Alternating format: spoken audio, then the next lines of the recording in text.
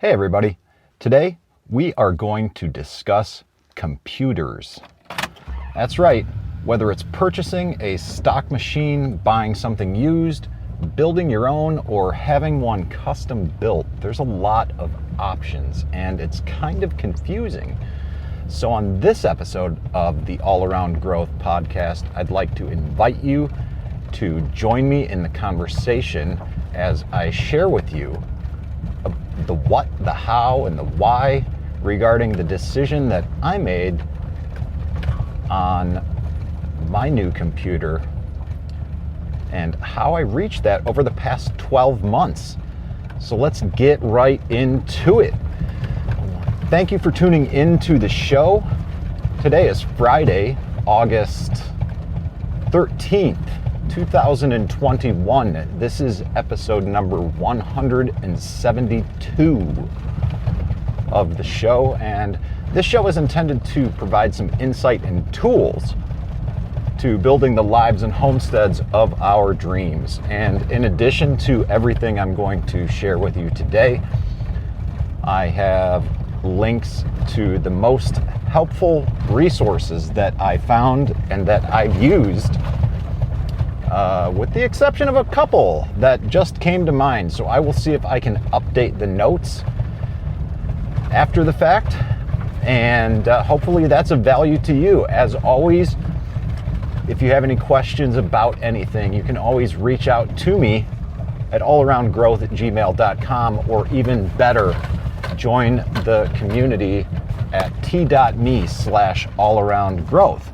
Because that's where I sourced a lot of the information from this, as well with fellow tech professionals, some of which are in the audience and in the group. So without further ado, here we go. This journey of a computer upgrade began about a year ago. I have a pretty nice laptop. I have a MacBook, and I also have a desktop PC. And that's nice because, quite frankly, there are some things on a Windows interface that I prefer.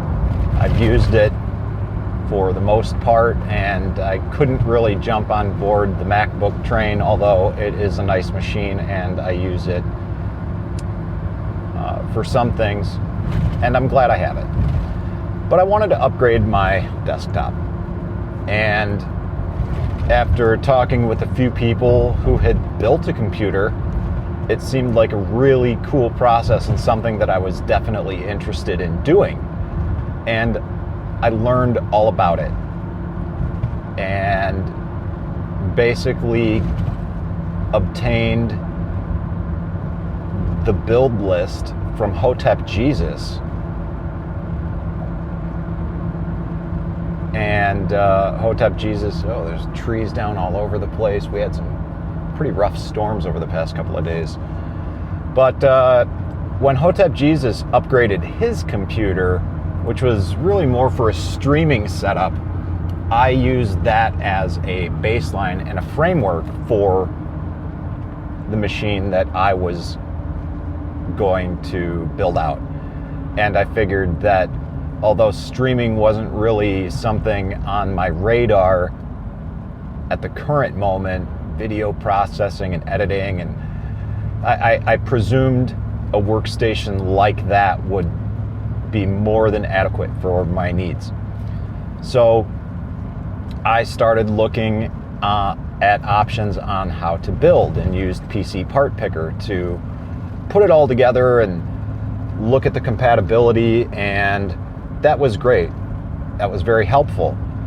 But the more I looked into it, the more intimidated I felt about doing the actual build myself, because I'd never done anything like this, and it was a pretty substantial amount of money that I was going to spend, and I was more interested in the cool factor of it in terms of appearance.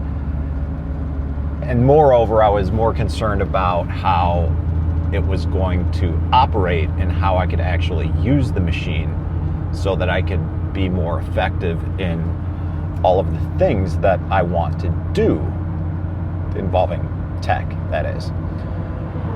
So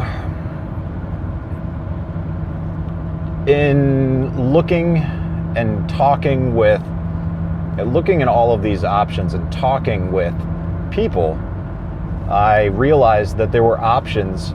And the first time I realized that there was some sort of custom build type of opportunity out there, it was from Mike Leonido. I'm probably mispronouncing his last name, but he is a very helpful member in the Survival Podcast Discord group. And he shared with me how he built a machine through NZXT.com. And there are options to customize a build through there. And I first started looking at customized builds there a couple of months ago. And I realized that I had more options than simply NZXT. And I did some more research, kept researching, and stumbled across an article from techguided.com. And it was a review, it was an article from last month in July. And it was titled The Best Custom PC Builders of 2021. And so I was reading about the different options, and much of the PC world seems to be geared towards gaming, and that's not something that I'm all that interested in, at least at this time. I don't really suspect I'll be much of a gamer, but I do have some landscape design software and some other programs that seem to operate in a similar capacity to games in terms of graphics and things like that. So there are some intensive programs that I'm going to be running that are comparable to games. So it's seemingly a sensible thing to look into. Now, there's another group that is part of the Survival Podcast, and it's a Telegram group, and it's called Survival TechLand. And I've had some correspondence, a lot of correspondence with those guys. It's a relatively small group. There's less than 100 people in it. And the majority of them work in the tech sector and are very experienced and have provided me with a lot of great feedback on this whole process. And if you're interested in learning about the group, I did not link to it in the show notes. You're going to have to join our Telegram group, engage with us, join the conversation, and I'll let you know there. Or just pop me an email, allaroundgrowth@gmail.com, and yeah, I'll probably share it with you there too. Anyways, the owner admin of Survival Techland, Kass, shout out Kass, recommended iBUYPOWER and CyberPowerPC as being reputable companies that have his recommendation. So in looking at this, I looked at a number of pre-built custom computers, and then looked at customizing them even further. And I took a middle of the road machine, I guess I would call it, and then upgraded certain components of it to maximize my budget. And one of the very first component of the machine that I upgraded was the storage. I took it from 500 gigabytes up to 2 terabytes of a solid state drive. And then I upgraded my CPU from an AMD Ryzen 3600, I believe, to the 5800.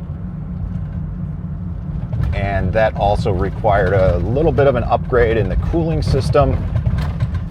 And finally, the third upgrade that I made was upgrading the memory of the machine so that it could process and operate faster.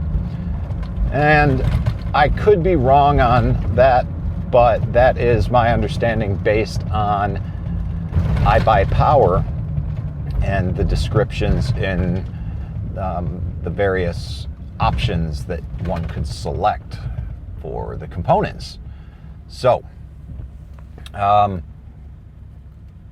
after months of research and debating and ultimately saving money, I changed my mind from a machine built by myself to looking more into the differences between desktop PCs and workstations versus gaming computers. Looked at my needs and what I was going to be doing, and came up with the best options for my budget. And if you want, you can join the group, and I'd be happy to share with you the exact specs of the machine that I built. And I may even see if I can include that in the show notes as well. But one of the limitations that I'm finding in Buzzsprout is the limited capacity for notes. There's only so many characters, and Buzzsprout is a great podcast host. On a little side note, Buzzsprout's a great podcast host. It's very easy to use. The interface is very easy. And if you're interested in podcasting, I think it's a great platform to begin with. But for me, I want to move towards something that's self-hosted, so I have complete control and ownership over the content that I have and how it is distributed throughout various platforms, podcast players and such. So anyways, to conclude the dialogue on the computer build, like I was saying, I went from a self-build machine, even entertained the ideas of building or purchasing something refurbished, but for the purposes of what I'm trying to do, that was not, I didn't want to do that. I wanted more control over the components and the customization of it. When I look at a laptop, again down the road, because I may buy a dedicated laptop just for cryptocurrency use, or I may dedicate one of my older desktops specifically for and strictly for cryptocurrency wallets and things like that. But more on that later. Opted not to go the refurbished used route. And real quick, a note on that, something to think about if you're buying computers off of Craigslist or eBay. I think it's one thing to buy a smartphone off of Craigslist or eBay, but depending on what you are planning on doing, especially anything crypto related, you want to be careful of buying a machine from somewhere like Craigslist or eBay unless it's from a reputable, verified seller, because you never know what's going to be on the machine and how it's going to impact your finances, especially with crypto and the ability that people have with software being on your computer, logging keystrokes and such. So be careful out there, guys. But I feel very comfortable with where I'm at and how I moved forward and made this decision. I had a lot of help over the past 12 months, and just like anything else, if you are engaging in a project that is new and it involves some things that you might be familiar with, but there's a lot of people who are a lot more familiar with those things, and that's really the best way for me to learn. And I would encourage you to do the same. If you want to expand your knowledge base about something, find people who are not only smarter than you and more capable in those arenas, but also people who are willing to work with you and mentor you and answer your questions. And people like that are of immense value, just immeasurable value. It's really hard to explain just how valuable that having people like that in your life is, whether it's for computers or anything else for that matter. So I am getting to my destination right now, guys, and I would like to thank you for tuning into the show today. I've made some changes and adjustments to the show notes. So rather than get into it and detail out all of the changes, for the sake of time, I would just encourage you to check out the show notes. There's links to the broadcast channel. There's links to the Telegram chat group.